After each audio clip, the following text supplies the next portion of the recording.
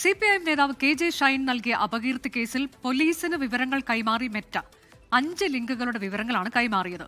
ഈ വിവരങ്ങളുടെ അടിസ്ഥാനത്തിൽ കൂടുതൽ പേരെ ചോദ്യം ചെയ്യുകയാണ്. ആൻമരിയ സണ്ണി വിശദാംശങ്ങളുമായി.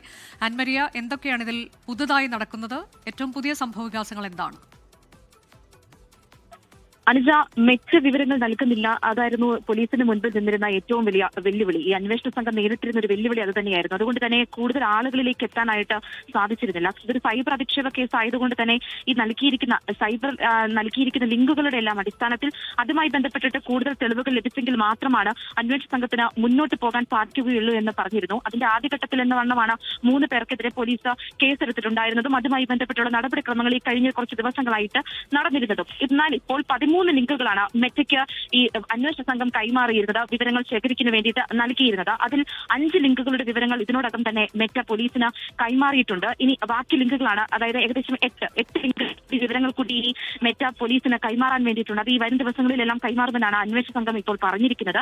ഈ നൽകിയിരിക്കുന്ന വിവരങ്ങളുടെ അടിസ്ഥാനത്തിൽ ഇപ്പോൾ കൂടുതൽ പേരെ അന്വേഷണ സംഘം ചോദ്യം ചെയ്തിട്ടുണ്ട്. അതിന് തെളിവുകളും അന്വേഷണ സംഘം ശേഖരിക്കുന്നുണ്ട്. ഈ മെറ്റ ഇനി നൽകുന്ന വിവരങ്ങളുടെ എല്ലാം അടിസ്ഥാനത്തിലായിരിക്കും ഇനി മുന്നോട്ടുള്ള ചോദ്യം ചെയ്തും കൂടുതൽ പേരെ കേസിൽ പ്രതികളാക്കണം എന്നുള്ള കാര്യത്തിലേക്ക് തിരക്കുക. ആദ്യഘട്ടത്തിൽ തന്നെ ഇനിയും പ്രതികൾ ഉണ്ടാകുമെന്നുള്ള കാര്യം അന്വേഷണ സംഘം വ്യക്തമാക്കിയതാണ്. പക്ഷേ മുൻപ് നിലനിന്ന് ആദ്യം ഞാൻ സൂചിപ്പിച്ചതുപോലെ തന്നെ ഈ മെറ്റയിൽ നിന്നും കൂടുതൽ വിവരങ്ങൾ ലഭിക്കുന്നില്ല എന്നുള്ളതായിരുന്നു. പക്ഷേ മെറ്റയിൽ നിന്നും വിവരങ്ങൾ ലഭിച്ചു തുടങ്ങിയിട്ടുണ്ട്. അതുകൊണ്ട് തന്നെ കേസിൽ കൂടുതൽ ചോദ്യം ചെയ്യലുകൾ നടക്കുന്നുണ്ട്.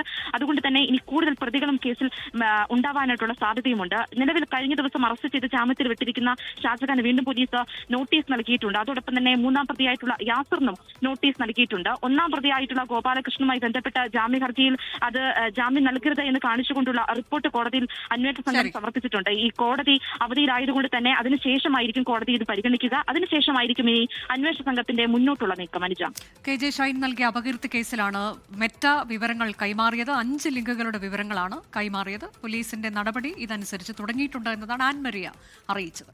ലോകത്തെവിടെയായാലും ഏത് സമയത്തും 24 വാർത്തകളും ഓഗ്മെന്റഡ് റിയാലിറ്റി പാക്കേജുകളും എക്സ്പ്ലെയിനറുകളും വിശദമായി കാണാൻ ഞങ്ങളുടെ യൂട്യൂബ് ചാനൽ നിങ്ങൾക്ക് സബ്സ്ക്രൈബ് ചെയ്യാം.